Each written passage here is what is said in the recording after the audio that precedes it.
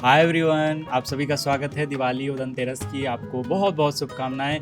प्रेरणा का जयपुर से एक क्वेश्चन है जो आप में से कई सारे लोग ट्विन फ्लेम जर्नी में पूछना चाह रहे हैं और ये बहुत इंपॉर्टेंट क्वेश्चन है। आज की वीडियो में हम एक्सप्लेन करेंगे why everyone glorify twin flame journey. सब लोग ट्विन फ्लेम जर्नी को क्यों ग्लोरीफाई करते हैं, इतना क्यों डिस्कस करते हैं, because this journey is very painful. So हम जानने वाले हैं ये जर्नी पेनफुल कब हो जाती है और रनर अगर कभी वापस लौट के ना आए आपके लाइफ में, आपके इस रिलेशनशिप में, अगर आपका ट्विन फ्लेम के साथ पास्ट लाइफ रिलेशन बन रहा है, डीप रिलेशन बन रहा है, अगर वो किसी भी रीज़न से रनर इज़ नॉट कमिंग, कभी भी वो वापस नहीं आता है आपकी इस लाइफ में, आप उनसे मिलें, बबल फेज हुआ, देन कभी वापस नहीं आ रहे हैं, तो आपके लाइफ पे इससे क्या इम्पैक्ट पड़ता है, इस पे हम आज वीडियो में बात करने जा रहे हैं। 1 बाय 1 सभी पॉइंट्स पे हम बात करेंगे। जल्दी से वीडियो को स्टार्ट करते हैं। अगर आप इस चैनल पे नए हैं, चैनल को सब्सक्राइब के साथ बेल आइकन अवश्य ही क्लिक कर लीजिए। नमस्कार ब्यूटीफुल सोल्स, आप सभी डिवाइन सोल्स का बहुत बहुत स्वागत है। दोस्तों, ये क्वेश्चन काफ़ी सारे लोगों का रहता है और इसी से रिलेटेड कन्फ्यूज़न भी रहती है कि अगर इस जर्नी में हमारा पार्टनर, अगर आपको लगता है आप ट्विन फ्लेम जर्नी में है, उसके साथ एक डीप रिलेशन है, उनके बिना आप नहीं रह पाते, और अगर आप एक चेज़र हैं तो आप इस चीज़ को समझ सकते हैं। अगर आप एक रनर हैं तो कई बार नहीं समझ पाएंगे, बिकॉज रनर का काम क्या होता है, जैसे उस पर्सन से आप मिलते हैं बहुत ही खूबसूरत एटमॉस्फेयर क्रिएट होता है, बहुत ही खूबसूरत लाइफ का एक स्टेज क्रिएट होता है जहां आप जो भी सोचते हैं वो मैनिफेस्ट होने लगता है, आपकी स्पिरिचुअल ग्रोथ होती है, सिक्रोनिसिटीज होता है, बहुत सारे साइंस आपको देखने को मिलते हैं। उसके बाद होता क्या है, आपका रनर, आपके जो चाहे वो शिव हो, मतलब आपके जो डीएम हो या आपकी डीएफ हो, वो आपके लाइफ से चली जाती है।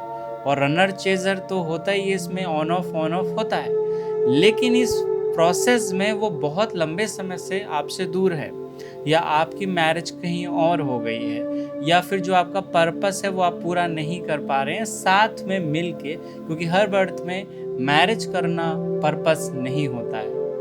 तो ये हमारे इस जर्नी पे इम्पैक्ट हम जानने वाले हैं। सबसे पहला इम्पैक्ट जो पड़ता है, इंटेंस आपको हैवीनेस फील होती है अपनी लाइफ में।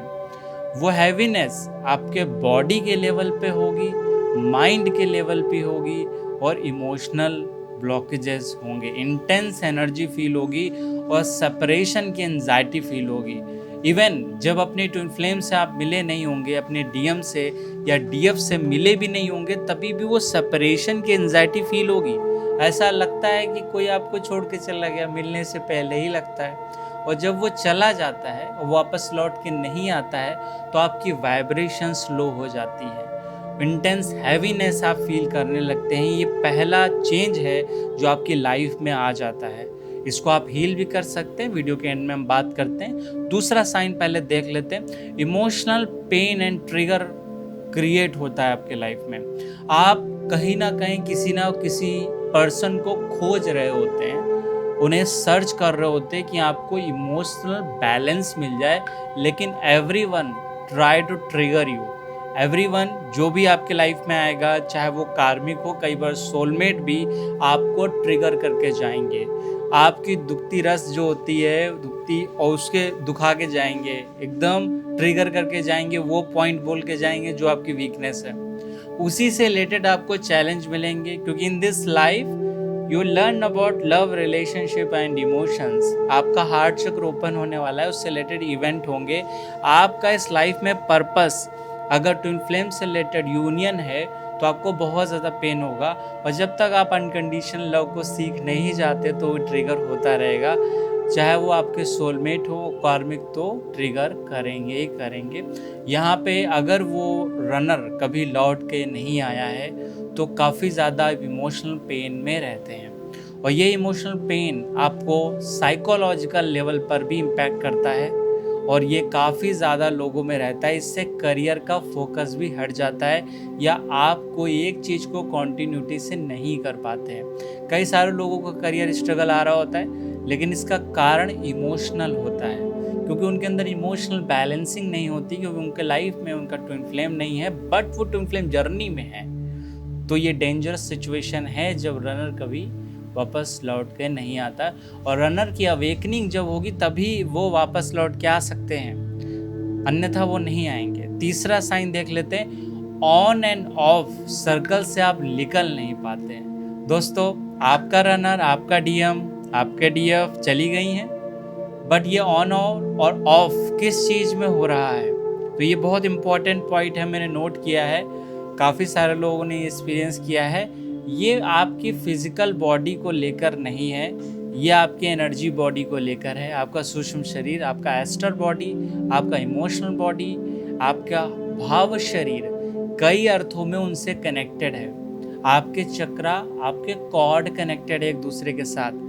आप टेलीपैथिकली एक दूसरे को मैसेज भेज सकते हैं क्योंकि आप एक दूसरे के ट्विन फ्लेम हैं। आप रनर भाग गया है, भले उसका 3D प्लेन का जो वर्जन है वो उस चीज़ को अंडरस्टैंड नहीं कर पा रहा है, लेकिन उनका हायर सेल्फ ये जानता है कि आपके साथ उनका डीपर कनेक्शन है।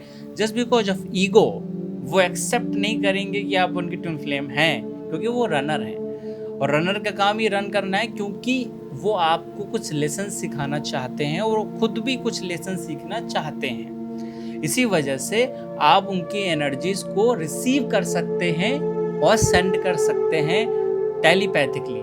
तो ये साइंस बढ़ जाते हैं आपके लाइफ में, क्योंकि ऑन और ऑफ कभी रिसीव होगा, कभी नहीं रिसीव होगा, कभी चैनलिंग बढ़ जाएगी, कभी ऐसे ही पता चलेगा सामने वाला क्या कर रहा है। तो ये जो ऑन ऑफ सर्कल है उसमें इंक्रीमेंट आ जाता है, खासकर 5D प्लेन पे, 4D प्लेन पे, एनर्जी के लेवल्स पे ये इंक्रीमेंट आता है।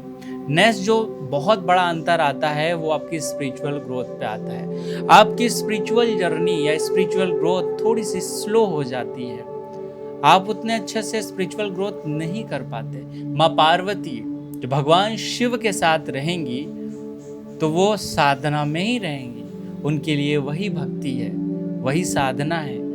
और जब एक दूसरे के साथ ट्विन फ्लेम रहते हैं तो एक दूसरे को हील करते हैं। वो एक मेडिटेशन, वो एक इनर एनलाइटमेंट के जैसे काम करता है। रियलाइजेशन, इंट्रोस्पेक्शन आप ज़्यादा करते हैं, स्वयं को देख पाते हैं, क्योंकि वहाँ मिररिंग हो रही होती है। सामने वाला आपकी कमियां बताएगा, आपके फॉल्ट्स बताएगा, आपके अंदर जो ब्लॉकेजेस है उसे सरफेस पे लाएगा। लेकिन अभी वो कोई पर्सन नहीं है, रनर हमेशा के लिए रन कर गया है और अभी आपको खुद ही रनर बनना पड़ता है, चेजर को ही रनर के रूप में वर्क करना पड़ता है और उसमें लेसन सीखने पड़ते हैं। और यहाँ पर बहुत प्रॉब्लम आती है, बिकॉज आपको जो सिग्निसिटीज़ होंगी, आपको यूनिवर्स जो मैसेज रिसीव होंगे, आप अच्छे से उसे डिकोड नहीं कर पाएंगे, क्योंकि उसे एक्सप्लेन करने के लिए आपका काउंटर पार्ट आपके साथ नहीं है। उसे एक्सप्लेन करने के लिए आपका काउंटर पार्ट उसे आपसे कम्युनिकेट नहीं कर रहा है, चाहे डायरेक्टली हो चाहे इनडायरेक्टली हो, आपको उसकी बात ज़रूर समझ में आ जाएगी। लेकिन कई बार कई लोगों जब मेडिटेशन करते हैं, मेरे मेडिटेशन सेशन में भी ये काफ़ी लोगों ने एक्सपीरियंस किया है कि उनके जो ट्विन फ्लेम हैं वो हायर सेल्फ पे उनसे कनेक्ट होकर उनको गाइड करते हैं। तो हायर सेल्फ को जो ट्विन फ्लेम हैं, जो डीएम हैं या डीएफ हैं, उन्हें वो गाइड करते रहते हैं। तो कई अर्थों में यहाँ पे ये गाइडेंस मिल जाता है। लेकिन अगर फिजिकल प्लेन पे, भौतिक संसार में वो आपसे जुड़े हुए नहीं हैं तो कभी भी आप उस एंजाइटी को ख़त्म नहीं कर सकते। इसका बाई प्रोडक्ट क्या होगा? देखिए, बाई प्रोडक्ट ये होगा कि आप करियर में बहुत ज़्यादा फोकस नहीं दे पाएंगे और आपके अंदर जो सट रिपू हैं उसे आप क्योर नहीं कर पाएंगे। आप ख़त्म तो कभी नहीं कर सकते, बिकॉज जैसे आप फिजिकल बॉडी में आते हैं, काम, क्रोध, लोभ, मद, मात्सल्य, ये सब शरीर का ही पार्ट है और ये कभी ख़त्म नहीं होगा। अहंकार तो कुछ ना कुछ मात्रा में, चाहे वो स्पिरिचुअल ईगो क्यों ना हो, वो रहेगा, लेकिन आप उसे ज्ञान के माध्यम से संतुलित रख सकते हैं। वहाँ पे कोई बताने वाला, मिररिंग करने वाला नहीं रहता है। तो कई अर्थों में आपकी इम्बैलेंस स्पिरिचुअल ग्रोथ होती है या स्पिरिचुअल ईगो आपका उस समय बहुत ज़्यादा बढ़ जाता है। न जो ट्रांसफॉर्मेशन है उसका स्पीड थोड़ी सी कम हो जाती है, रूपांतरण की जो गति है वो थोड़ी सी मंद हो जाती है और आप अपने जीवन में बहुत स्लोली प्रोग्रेस देख सकते हैं, बहुत बड़ा कोई चेंज नहीं देख पा रहे होते हैं। तो ये बेसिक डिफरेंसेस आपको देखने को मिलेंगे। अगर रनर हमेशा के लिए भाग गया तो ये डिफरेंसेस आपको देखने को मिलेंगे। तो अभी सब चीज़ें आप फेस कर रहे हैं तो क्या करना चाहिए हमको? ठीक है, वो भाग गया है, डीएम भाग गया हमेशा के लिए या डीएफ चली गई, तो सबसे पहले सेल्फ केयर करें। वो सेल्फ केयर आपको अच्छे से करनी है बॉडी की, क्योंकि अगर बॉडी की केयर नहीं करेंगे तो कभी भी स्पिरिचुअल एनर्जी को अच्छे से अडॉप्ट या अब्जॉर्ब नहीं कर पाएंगे। आपकी बॉडी ठीक होगी तभी आपका ऑरा ठीक होगा, आपके फिजिकल ऑर्गन सही होंगे तभी वो चीज़ सही होगी। आज मैं लाइव मेडिटेशन कर रहा हूँ, हो सकता है ये वीडियो आपको इसी देर में हो, एडिटर जब डालें वीडियो को, लेकिन मान लीजिए कि आपका डर है तो डाइफॉर्म आपका साइकोलॉजिकल ब्लॉकेज होगा, तो आपको अपने निगेटिव इमोशंस पे, निगेटिव एनर्जीज पे, जो भी ब्लैक मैजिक है, इन सब चीज़ों को, डार्क एंटिटीज़ को हटाना है। सेल्फ केयर मेंटली साइकोलॉजिकली बहुत ज़्यादा ज़रूरी है। कम्युनिकेशन करना बहुत ज़्यादा ज़रूरी है, गाइडेंस लेना बहुत ज़्यादा ज़रूरी है, क्योंकि अगर आप कम्युनिकेशन नहीं करेंगे कई बार मिसगाइड हो जाते हैं, कई बार आप इल्यूजन्स में आ जाते हैं, कभी आप खुद को मैनिपुलेट करते हैं। तो अच्छे से कम्युनिकेशन, राइटिंग, वो चीज़ें जो है उससे क्रिटिकली सोचना ज़रूरी है, क्योंकि कई बार इसमें कन्फ्यूज़न बहुत ज़्यादा होती है। फोकस करना अपनी स्पिरिचुअल ग्रोथ पे। अगर आपकी ट्विन फ्लेम जर्नी आप कंप्लीट करना चाहते हैं तो स्पिरिचुअल ग्रोथ को आपको छोड़ना नहीं है। ये इसलिए नहीं है कि आपको ट्विन फ्लेम मिल जाए, बल्कि ये आपके बारे में है कि आपको जो लेसन सीखने इस लाइफ में, क्या आप उससे लर्न कर पा रहे हैं। तो दोस्तों आज की वीडियो हम बस यहीं तक रखते हैं, मिलते हैं नेक्स्ट वीडियो में। अपना ख्याल रखिए, ध्यान रखिए, मुस्कुराते रहिए। Thank you so much all of you.